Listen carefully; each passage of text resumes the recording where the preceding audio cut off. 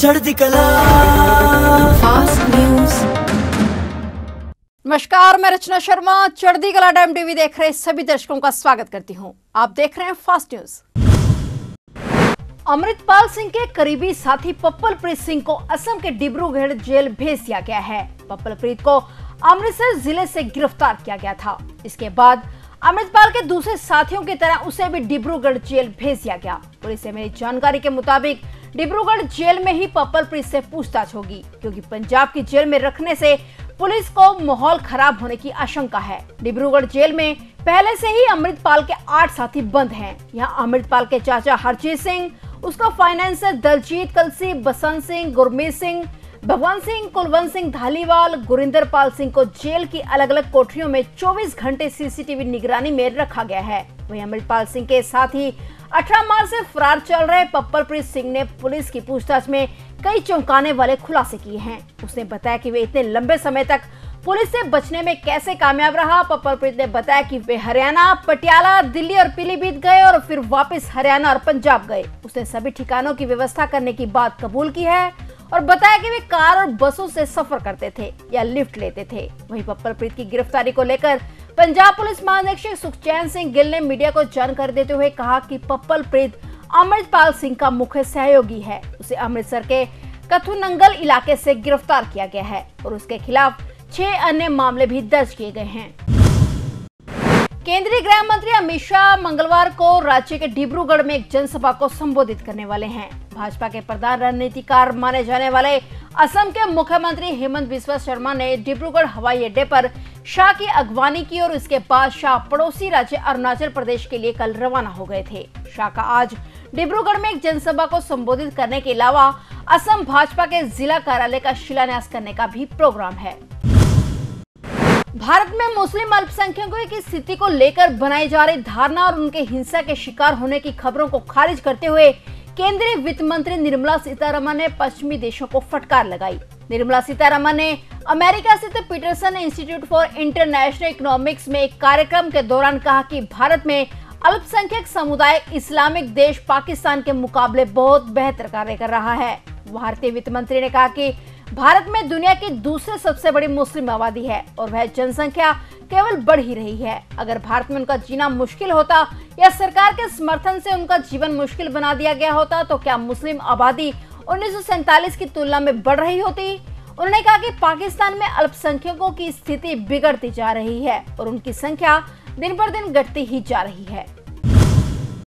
बॉलीवुड के दबंग एक्टर सलमान खान को एक बार फिर से जान से मारने की धमकी मिली है। कॉलर ने पुलिस कंट्रोल रूम को कॉल कर कहा कि वो सलमान खान को 30 तारीख को मार देगा। कॉलर ने अपने आप को रॉकी भाई बताया और कहा कि वो जोधपुर का गोरक्षक है। बता दें कि इससे पहले भी सलमान को खुलेआम लॉरेंस बिश्नोई ने जान से मारने की धमकी दी थी। फिलहाल मुंबई पुलिस ने इस मामले में जांच शुरू कर दी है। पुलिस मामले की हर एंगल से जांच कर रही है और कॉलर तक पहुंचने की कोशिश में जुट गई है। इससे पहले ही जेल से दिए गए इंटरव्यू में गैंगस्टर लॉरेंस बिश्नोई ने खुलेआम कहा था कि उसका मकसद सलमान खान को मारना है।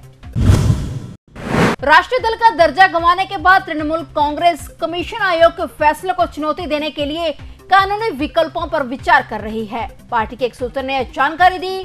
आयोग ने तृणमूल कांग्रेस, राष्ट्रवादी कांग्रेस पार्टी और भारतीय कम्युनिस्ट पार्टी का राष्ट्रीय दल का दर्जा वापस ले लिया था। तृणमूल के एक सूत्र ने कहा कि पार्टी चुनाव आयोग के फैसले को चुनौती देने के लिए कानूनी विकल्पों पर गौर कर रही है। ऐसे ममता बनर्जी के नेतृत्व वाली इस पार्टी ने कोई आधिकारिक प्रतिक्रिया जारी नहीं की। हालांकि पश्चिम बंगाल में विपक्षी भाजपा ने इस घटनाक्रम के बाद सत्तारूढ़ तृणमूल कांग्रेस का उपहास उड़ाया है। प्रदेश भाजपा प्रमुख सुकांत ने ट्विटर पर कहा कि टीएमसी ने राष्ट्रीय पार्टी का दर्जा खो दिया और इसे एक क्षेत्रीय पार्टी के रूप में मान्यता दी जाएगी। उन्होंने कहा कि सरकार का गिरना भी निश्चित है, क्योंकि पश्चिम बंगाल के लोग इस सरकार को लंबे समय तक बर्दाश्त नहीं करेंगे। भारत में एक बार फिर से कोरोना पांव पसारने लगा है। इसी कड़ी में बीते 24 घंटे में कोरोना वायरस के 5,676 नए मामले सामने आए हैं। इसके साथ ही देश में एक्टिव मरीजों की संख्या 37,093 हो गई है। वहीं उत्तर प्रदेश में कोरोना से संक्रमित 176 नए रोगी मिले। सबसे ज्यादा 61 संक्रमित लखनऊ में पाए गए हैं। यूपी में अब कोरोना के एक्टिव केस 1282 हो गए हैं, जबकि 31 मार्च को ये 352 केस थे। दिल्ली, राजस्थान, हिमाचल जैसे कई राज्य जहां एक महीने पहले तक कोरोना वायरस के मामले में शून्य पर पहुंच चुके थे, वहां भी अब संक्रमण के नए मामले चिंता बढ़ाने लगे हैं। चीन में एक वायरस ने कहर मचाना शुरू कर दिया है। यहाँ H3N8 नामक बर्ड फ्लू वायरस ने एक व्यक्ति की जान ले ली। रिपोर्ट के मुताबिक दक्षिण चीन के झोंगशान शहर में 56 वर्षीय एक महिला H3N8 नामक बर्ड फ्लू से संक्रमित हुई थी, जिसने इस वायरस के कारण दम तोड़ दिया। विश्व स्वास्थ्य संगठन ने इस पर कहा कि H3N8 एवियन इन्फ्लुएंजा से किसी मनुष्य की यह पहली मौत है। पिछले साल इंसानों में इस संक्रमण के 2 और मामले सामने आए थे। विश्व स्वास्थ्य संगठन ने बताया कि महिला को गंभीर निमोनिया के कारण अस्पताल में भर्ती कराया गया था और बाद में उसकी मौत हो गई थी। उसे कैंसर सहित स्वास्थ्य संबंधी कई अन्य बीमारियां थी। नवजोत सिंह सिद्धू की सुरक्षा सिक्योरिटी कम करने पर उसकी पत्नी नवजोत कौर ने ट्वीट कर चेतावनी दी है। उन्होंने कहा कि अगर नवजोत सिद्धू को कुछ होता है तो सीएम इसके लिए जिम्मेदार होंगे। उनकी पटियाला जेल से बाहर आते ही उनकी सिक्योरिटी Z+ से कम करके Y+ कर दी गई, जिसके चलते 25 में से 13 लोग ही उनकी सुरक्षा के लिए दिए गए हैं। नवजोत कौर ने इस पर कहा कि सीएम मान ने अपने करीबियों की सुरक्षा बढ़ा दी है, लेकिन उनकी दूसरों के प्रति भी जिम्मेदारियां हैं। उन्होंने कहा कि सिद्धू मूसेवाला की सुरक्षा कम करने का खमियाजा सरकार पहले ही भुगत चुकी है। नवजोत कौर ने कहा कि अगर किसी भी तरह का कोई नुकसान होता है तो इसके लिए मान सरकार सीधे तौर पर जिम्मेदार होगी। हल्का मजीठा के गांव राम दिवाली मुसलमानों में नए पड़ रहे लेंटर के अचानक गिर जाने से मलबे में दबकर 3 व्यक्तियों की मौके पर ही मौत हो गई।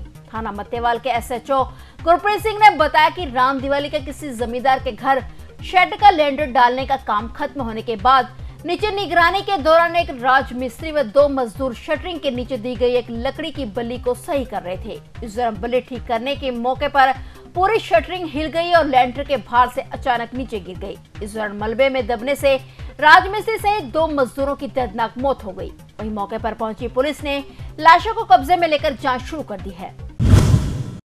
फिलहाल फास्ट न्यूज में इतना ही और नए समाचारों के साथ फिर से हाजिर होंगे। तब तक के लिए देखते रहिए चढ़ती कला टाइम टीवी। चढ़ती कला फास्ट न्यूज।